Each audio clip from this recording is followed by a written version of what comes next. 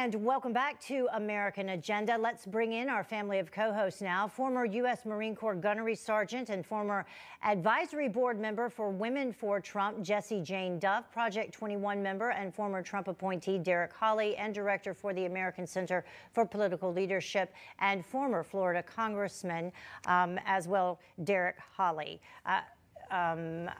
Dennis Ross as well. You know, lots of breaking news going on. So we also have Tom Basile joining us, and we were talking about before the break the death of Donald Rumsfeld at the age of 88. Wanted to keep Tom around to see if any of you had any thoughts about this, and I will start with Jessie Jane Duff. Your thoughts?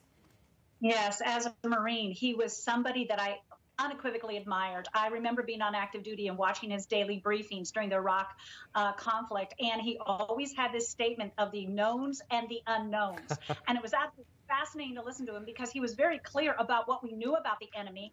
And then there were the unknowns that were always going to be that element of surprise. He was very strategic. He was very smart. And then I had the glory of meeting him. There was a time when I came off of active duty. I was on another network quite frequently, and I was singing the national anthem at an awards ceremony where we honored him. And his aide messaged me and said, "Mr. Rumsfeld wants to make sure that he meets you." And I was floored. I'm like a little groupie, like a little piece of sand on the beach, and he wanted to meet me. So I do have a photo of him, and my memory of him as our defense secretary was he also had impeccable integrity. We got a briefing once by one of his aides that said, "Mr. Rumsfeld expects everybody to be accountable for where they are." And they gave a story when he had gone into a box at the Washington Redskins just to say hello to somebody.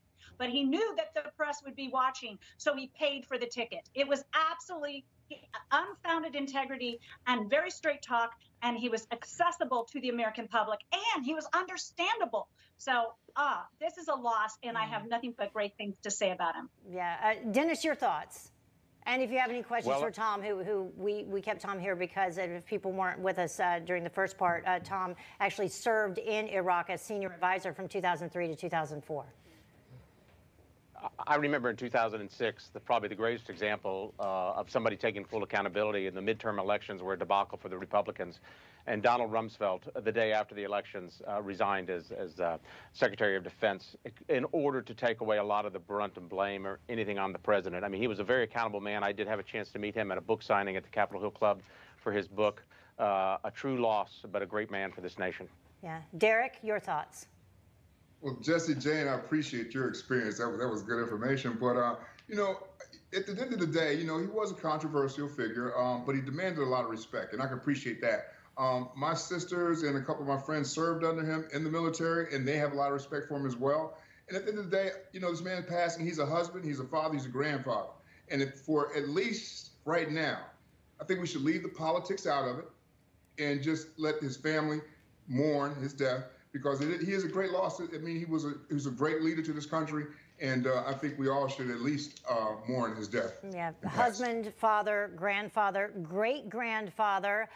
Tom, you know, you heard the personal story that Jessie Jane was sharing there, and you know, you were shaking your head in agreement. Yeah, you know, he really loved our troops, and they loved him. I mean, when he came to, I remember when he came to Iraq once, just the lines of soldiers and Marines who wanted to meet him, and he took time for everybody that he came across. And the other thing that Jessie Jane Duff said that was really true about him was his ability to communicate sort of simply and clearly. And he put out a book a number of years ago called Rumsfeld's Rules. And it's sort of like rules to follow in everyday life for success. And it's just, it's a great read, and gives you a lot of insight into the man and into his philosophy, and really what made him a success, not only in government at a very young age, but also a success in business. Yeah, served as Defense Secretary under two presidents, as we've mentioned, both Gerald Ford and George W. Bush. He was in charge of the invasion of Iraq. He later said, and I want to quote him here, that the removal of Saddam Hussein had, quote, created a more stable and secure world.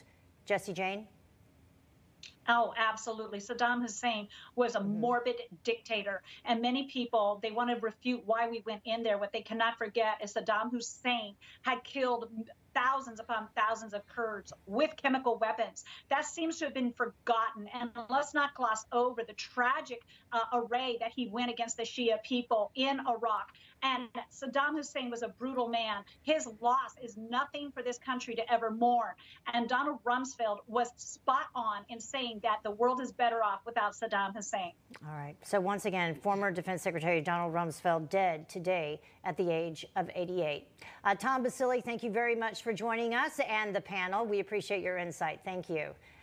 Panel, stand by, though, because coming up, other breaking news that we've been following. Former President Trump just finished visiting the border wall in McAllen, Texas, and he wasted no time blasting the Biden administration's failed border policy. We'll have that up next when American Agenda continues.